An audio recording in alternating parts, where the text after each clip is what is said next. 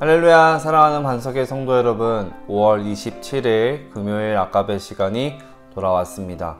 오늘 함께 나누실 말씀은 사무엘상 13장 1절부터 23절까지 말씀입니다. 오늘 본문 13장은 사울이 공식적으로 왕이 되자마자 처음으로 겪는 시련이면서 또 하나님께서 주신 이 시험에 대해서 다루고 있습니다. 바로 이 시험은 블레셋과의 전쟁입니다.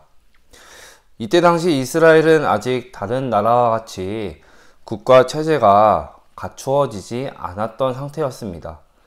하나님이라는 보이지 않는 왕을 중심으로 이전까지는 사사를 통해서 신정 정치를 하던 나라였기 때문에 국가 조직이라 할 것도 없고 시스템 자체가 굉장히 단순했습니다.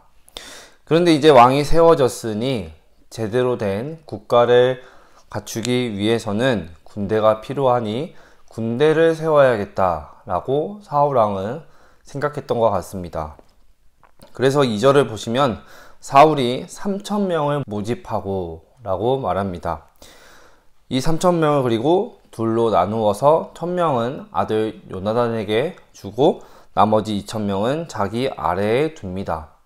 이렇게 둘로 나눈 이유가 있습니다. 아들 요나단이 아버지의 허락 하에 지금 블레셋의 일부를 기습 공격하면서 전쟁을 펼치고 있었기 때문입니다. 근데 이 전쟁이 그리 호락호락하지 않았습니다. 본문 5절을 보시면 블레셋 군대의 병거가 3만, 마병이 6,000명, 그리고 백성은 해변의 모래와 같이 많다고 말합니다. 거기에 비하면 사울의 군대는 지금 숫자로 3,000명 밖에 되지 않습니다. 비교가 안 됩니다. 그런데 이런 숫자를 비교하면서 드러내고자 하는 아주 중요한 의도가 여기 숨겨져 있습니다. 이렇게 적군의 숫자가 드러나면은 백성들의 태도는, 마음은 변합니다. 본문 6절과 7절을 보시면 이 세 단어가 나옵니다. 절박하여 숨으며 떨더라. 성경은 사울을 따르는 백성들이 지금 블레셋 군대의 공포와 두려움에 떨고 있었다고 묘사합니다. 사울이 길갈에서 공식적으로 왕으로 기름 부름 받기 전에 그 계기를 마련해 준 것이 11장에 나오는 암몬과의 전쟁 싸움이었습니다. 그때 사울과 이스라엘 백성들의 모습은 승승장구였습니다.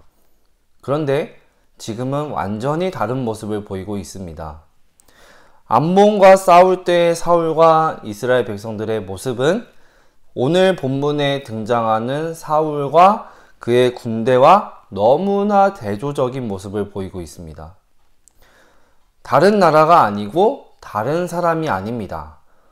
똑같은 사울 왕이고 똑같은 이스라엘 백성들과 군대인데 블레셋과의 전쟁에서는 지금 전혀 다른 나라 사람과 같이, 다른 사람과 같이 다른 나라의 군대이고 지도자처럼 보여지고 있습니다. 대비되는 이유, 이렇게 보여지는 이유, 중요한 차이점이 여기 있었습니다. 바로 암몬과의 싸움이 나오는 이 11장 6절 말씀에서는 사울을 이렇게 표현합니다. 하나님의 영에게 크게 감동되매. 사울이 하나님의 영에 크게 감동이 되었다 라고 말합니다. 그런데 오늘 본문 13장에서 블레셋과의 싸움에서는 사울이 하나님의 영에 감동되었다 라는 표현은 찾아볼 수가 없습니다. 결국 이 두 전쟁의 차이는 하나님의 영에 감동이 되었느냐, 하나님의 영이 임했느냐, 임하지 않았느냐의 차이에 있습니다. 이스라엘의 이 전쟁은 군사의 수나 백성들의 사기나 눈에 보여지는 것에 있지 않았습니다. 하나님이 함께 하시느냐 하지 않으시느냐에 달려 있었습니다. 이후에 사울이 또 크나큰 실수를 합니다. 우선 사울이 세 가지 문제 지금 맞닥뜨리게 됩니다. 첫 번째는 이 약속한 날짜에 사무엘이 오지 않았습니다. 전쟁을 하기 전에는 은혜를 구하는 제사, 예배를 드려야 했는데 그 집례자 사무엘이 온다고 약속을 했는데 아직 안 왔습니다. 두 번째 문제는 이제 군대도 몇 명 남지 않았습니다. 백성들이 다 블레셋 사기와 그 위험에 공포와 두려움에 떨어서 하나 둘씩 떠나고 있었습니다. 눈앞에 가득했던 그 군대가 보이지 않으니까 지금 사울은 불안했습니다. 그리고 마지막 세 번째로 블레셋이 자기들 코앞까지 진을 치고 있었던 것입니다. 이때부터 사울은 마음의 초점을 잃어버리게 됩니다. 그래서 급한 나머지 사울이 굉장히 큰 실수를 여기서 저지릅니다. 사울이 결정을 합니다. 9절을 보시면 제물을 가져오라 한 후에 본인이 직접 제사를 드립니다. 이거는 자기 위치를 벗어난 일, 엄청나게 크나큰 실수를 한 것입니다. 근데 마침 사무엘이 도착을 합니다. 근데 이 사무엘을 보고 나서 사울의 태도에도 문제가 있습니다. 10절 하반절 보시면 괄호하고 1하고 무난함에라는 글씨가 성경에 쓰여져 있을 텐데 이 무난함에라는 뜻은 축복하다 라는 뜻을 갖고 있습니다. 사울이 지금 사무엘을 축복하면서 무난하고 인사했다는 뜻입니다. 지금 상황이 축복을 하며 인사를 나눌 상황이 아닙니다. 근데 사울은 자신이 지금 무슨 일을 저질렀는지 깨닫지도 못하고 자기가 얼마나 엄청난 잘못을 했는지 생각을 못하고 있습니다. 그리고 11절 말씀 보시면 사무엘은 사울의 인사도 받지를 않습니다. 사실 사울이 지금 조급하고 두렵고 불안해서 이렇게 스스로 결정해서 예배를 드리고 제사를 드린 것이 아닙니다. 조급하고 불안해서 두려워서 그런 것이 아니라 교만했던 것입니다. 마음이 높아졌습니다.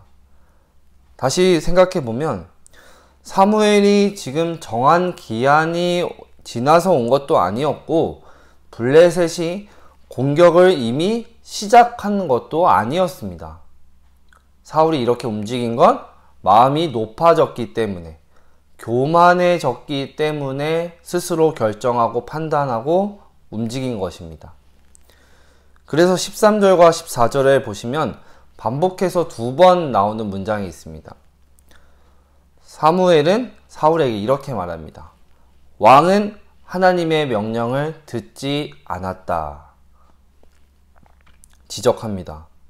지금 사울의 문제는 눈앞에 있는 블레셋이 아니라 전쟁이 문제가 되는 것이 아니라 하나님을 향한 신앙, 하나님을 향한 그 믿음, 마음이 문제였습니다.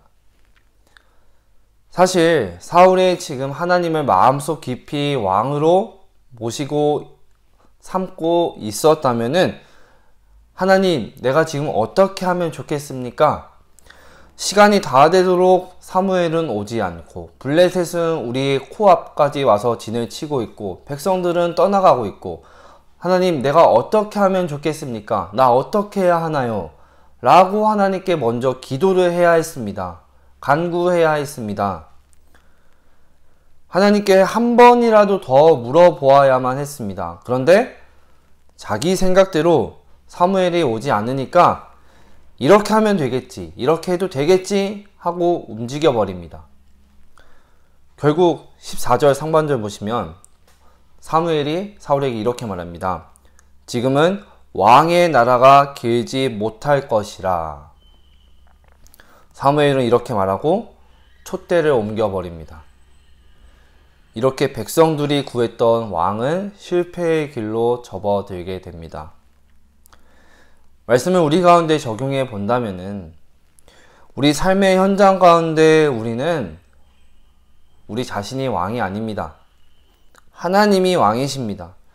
그래서 주인 되신 하나님의 뜻을 묻고자 날마다 기도하며 여쭈어야 합니다. 근데 묻지 않고 내가 지금 상황이 너무 급박해 보이고 조급하다고 스스로 판단하고 결정하는 것은 하나님이 우리에게 내리신 명령을, 하나님의 말씀을 가벼이 여기는 것입니다. 중요한 것은 상황과 환경이 아니라 내가 어떠한 상황과 환경 속에서도 하나님을 신뢰하는 믿음과 하나님을 향한 순종의 자세입니다. 그때 하나님은 우리의 문제를 해결해 주시고 바로 코앞까지 쳐들어온 블레셋의 군대를 물리쳐 주실 것입니다. 말씀을 정리하고자 합니다. 오늘 하루를 살아가면서 우리는 또 수많은 결정과 선택과 판단을 해야 할 때가 옵니다. 그렇게 치러야 할 일이 있다면 하나님의 마음을 먼저 생각하고 살피는 저와 성도님들이 되셨으면 좋겠습니다. 하나님께 묻기 위하여 한 번 더 호흡을 가다듬고 하나님 앞에 무릎을 꿇고 하나님의 영의 감동됨으로 날마다 성령 충만함으로 간구함으로 하나님보다 기도보다 앞서지 않는 우리의 삶의 자리가 되기를 간절히 소망합니다. 기도하겠습니다. 하나님 감사합니다. 오늘도 말씀을 통하여서 우리의 모습을 들여다보게 하시고 깨닫게 하시니 감사합니다. 하나님 우리에게도 때로는 사울과 같은 모습이 있습니다.